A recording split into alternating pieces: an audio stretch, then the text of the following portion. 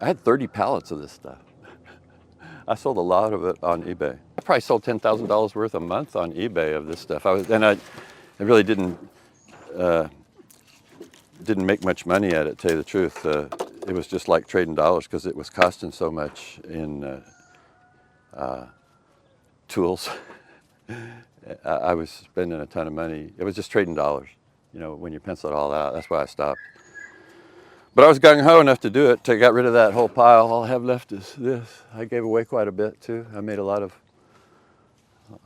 when you trim buckeye, you end up with a lot of throwaway. And I filled a lot of dumpsters. I had a lot bigger dumpster than that one when I was doing this. And I think I had a couple of bonfires right here in that corner. The fire department came out one time. I asked them to come out because it was so big. I was worried it might catch the shop on fire. Because in that day I was a beekeeper and I had some honey, some wax in there, some terrible combs that had bee disease. You know, you have to burn that stuff. And I made it all safe and called the fire department out. And when they showed up, I had a shotgun in my hand. They said, "What are you going to do? Shoot the fire?" I was selling guitar faces for electric guitars, and that stuff was selling pretty consistently for about 10 years. And then 2008, it just kind of crumbled and it never restarted. It was on shelves like this, but it had numbers on it and corresponded to the, you know, to the pictures and the price and everything. Every once in a while, I'll find a real nice pair that I'll separate out and save for myself for a guitar, because the last two guitars I made had buckeye on them, at least on the top. Some of these were as big as a Volkswagen when I dug them out, and like 8,000 pounds. That's all we could do to use two vehicles to lift them and back under them, you know, two loaders. And then they sat on Elizabeth's property, a mountain of them over there. I had 30 truckloads that I dried over there. Should have seen the mushrooms that popped up as they were drying. Little cities of mushrooms popped up everywhere on them. And the lizards frolicked for, I probably had them there for 5 or 6 years before I got them all cut through. And once I got them all cut through, this was what was left of all of those burls, the parts, and I sold a lot. So I even sent 2 away to be turned into veneer. And when they got there, they quoted me a veneer price, and I said, "No, I don't think I'll do that." They said, "You wanted me to send them back to you?" I said, "No, just keep them." They were really nice burls too. And so I'm sure somebody got some free wood, but it's one of those things that it didn't dawn on me that the veneer was going to come back like the eucalyptus did, all shattered, you know, because it's so soft. But I didn't figure that out till after I'd already shipped them. Stupid things we do. I'm impulsive, at least. I'm tempted to do something with this material right in here. I really like this. It's really, really heavily quilted. Look at that quilting right there. That's really pretty. And they're fairly straight, so that could be an edge. I have the veneer for that too. I just haven't, I don't have a place to store it after I make it. Yeah, that's whenever the stuff for Emily disappears, I'll be more encouraged to do that. But yeah, storage becomes a problem when you're a prolific maker. That's why I've been making smaller and smaller things. I need a place to put them. I'm thinking of getting another one of these trailers and putting it right here. If I ever get famous money, I'm going to put a warehouse back here in a really nice Frank Lloyd Wright style house. I think that'll be a good storage place for some of my work. Oh, those are 2 that are owned by a farmer that has some walnut trees. And he brought them over after he had them cut, and he said he wanted to make a table out of them. He said he had just cut them. I said, well, you know, you got to wait a couple of years.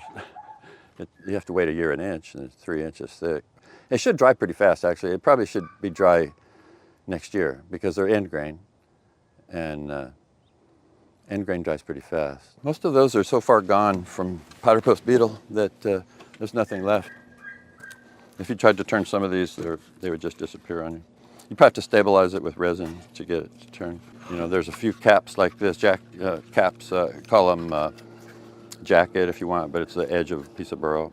This one's not really good for me. It has a big hole in it, and maybe that hole will be a part of the design, but it's not a very big bowl if you're going to turn a bowl. You need one about twice that size, and those are all gone.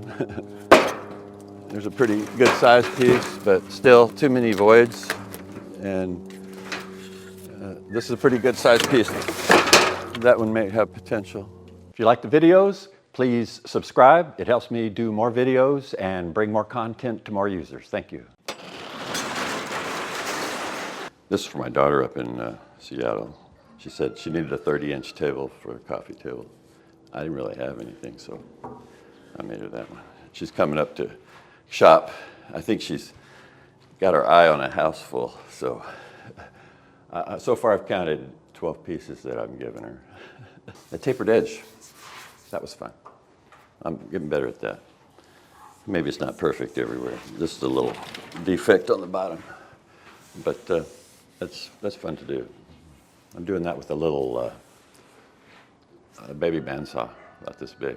It's supposed to be for metal. I'm going to disassemble that. She's taken that, and she's taken this. So I'll have quite a bit more room in here to clog it up. She's taking this one for her booze.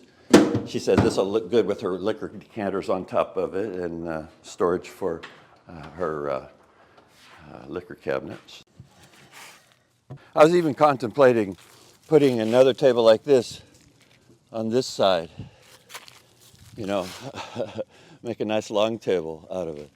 I see that would work on this piece also. It's a mess. Yeah, you don't want to get into that with your saw as much as possible. But we wanted to conserve the pieces, so I told them to make a big cube so we didn't have to keep sawing through that stuff. These are my well protectors. So I had somebody back into my well and bent my electrical conduit there. And from then on, I always wanted something here to protect that. And you can see somebody has bumped it already because it was straight when I put it there. These have both been finished at one time. They're black walnut. And the reason they were left big is because they have metal in them. And I told the sawyer to just, Ted, he comes in here and saws my big stuff.